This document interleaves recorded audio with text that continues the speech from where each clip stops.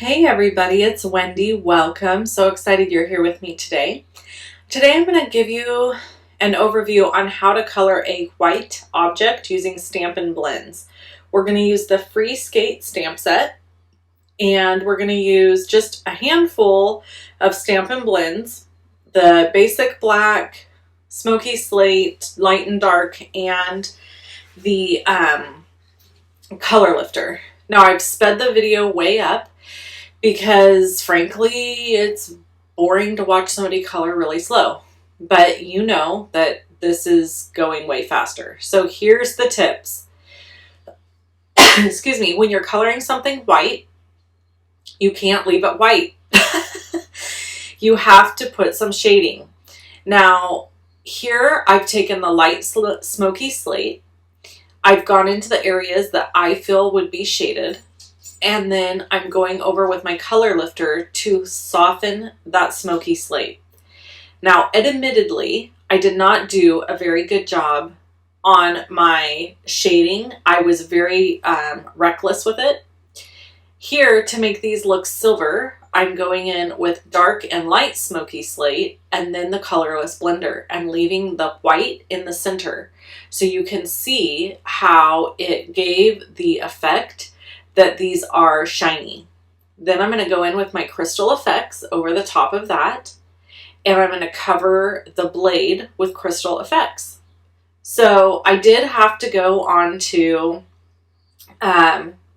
Google and search out what an ice skate looked like, because frankly I didn't know what to color the base of the ice skate, and most of them that are white have a black base. So I kept the coloring fairly simple, and if that's all you were interested in, then your part here is done. If you want to see how I put the rest of the card together, keep watching.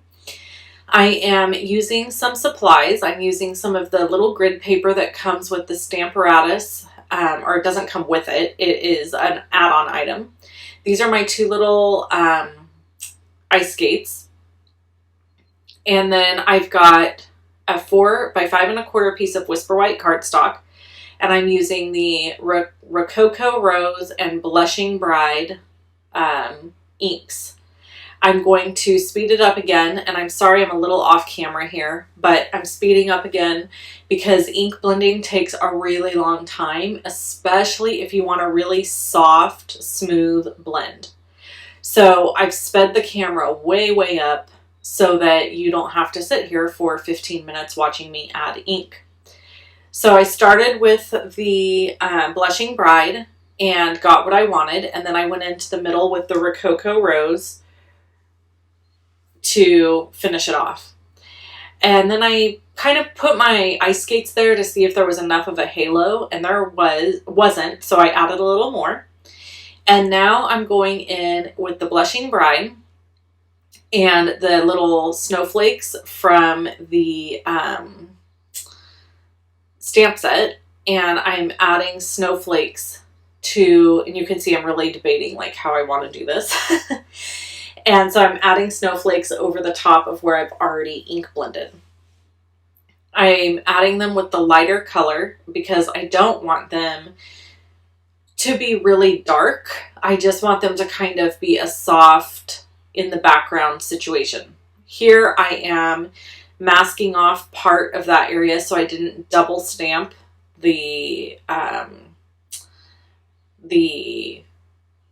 snowflakes, and I couldn't decide if that was enough for me, and I ended up deciding no, it wasn't, and I went back in and I did one more stamp before I moved on, because as you can see there were no snowflakes coming down below the skates, and that bothered me. So I went ahead and went in and stamped some just kind of coming down in that corner.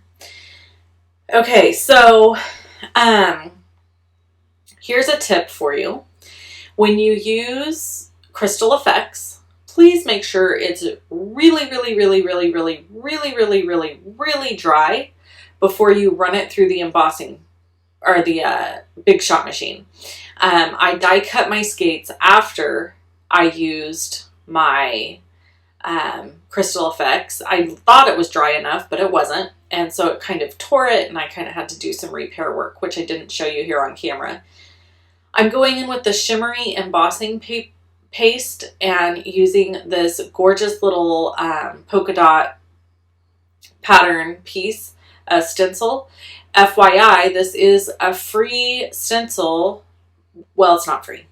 You can get the whole set of the stencils in the holiday catalog, from the holiday catalog, if you are part of my club this month. So I'm just kind of featuring it here so you can see a fun way to use it. And one of my favorite things to do is just kind of layer up a bunch of different elements. It's something that frankly took me a long time to be good at. It's not something that I was very good at from the get-go. And as you can see here, I'm really struggling with where to put this extra embossing paste. And so just keep practicing. With card making, I really feel like it's one of those things you just have to keep at, and you have to keep trying new things. Sometimes stuff works, sometimes it doesn't, and you will get better and better and better at it. Trust me. You should see some of the very first cards I ever made. They're horrendous. So now I've got those, and I've got to just set that aside. And this is another little tip for you. Now, given that this is supposed to be a tip, you might want to get a bowl big enough.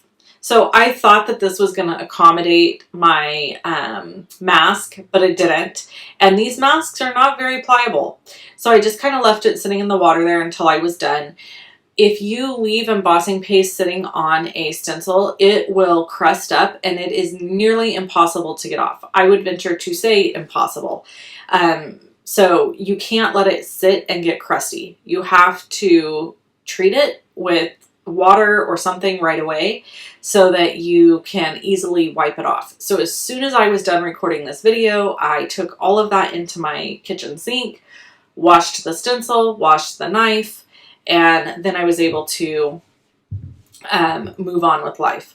So I'm using an embossing buddy on a piece of basic black cardstock because when you use embossing powder, it will stick to any area that has like oil from your hands, or shoot, it doesn't even really need to have anything on it. It can just stick.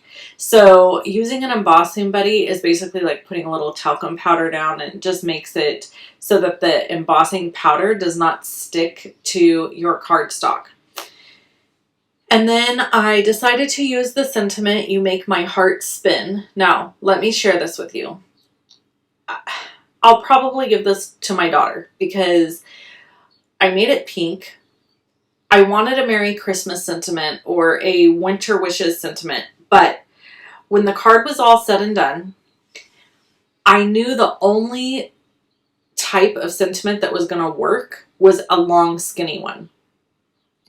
I did not want a big, thick, fat sentiment. So in order for the card to come together properly the way I wanted it to, I had to use the sentiment that fit the situation versus picking the sentiment based on what it says. Does that make sense?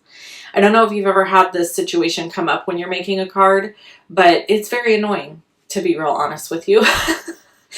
Okay, so now I'm going to quickly heat set this sentiment, and then I will add it to, or be able to put my card together. Okay, sentiment is embossed in white. I'm just putting it down in my paper trimmer, which by the way is available for $25. All the products that you see here today are available to purchase in my online store. You can buy them by clicking any of the links below the video. And they are always listed on my blog, as are a bunch of photos of the project if you want to be able to sit and look at the photos up close and personal.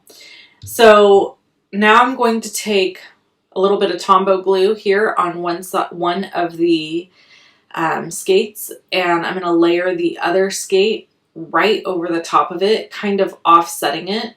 So my idea with this card was that I would have two skates that kind of gave the feel or illusion like they were hanging together.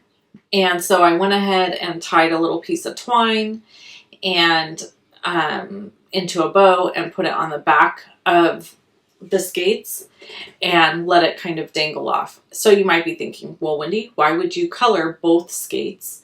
Honestly, I don't know. Well, you have to color them both. I mean, they would look weird if the one in the back had no shading. Now, hindsight would be, I probably should have drawn a little line on the second skate that's underneath of where the first skate was going to layer over the top, and then shaded from there. Because in truth, there would have been shading or a shadow on the skate that is behind the one in the front.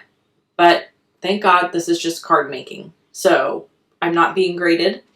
I am probably being judged. I'm sure that there's somebody out there that's judging my every move, but it's not a grade. And you know what? If it's Jennifer McGuire has one of my very favorite sayings. She always says it's handmade, not Hallmark. So I love that because it's totally true. And honestly, like having a little mess up or something that's not exactly perfect the way it necessarily should be on a card is perfectly fine. So here I'm just going to make sure that that's all dry and then showing off the glitter to you.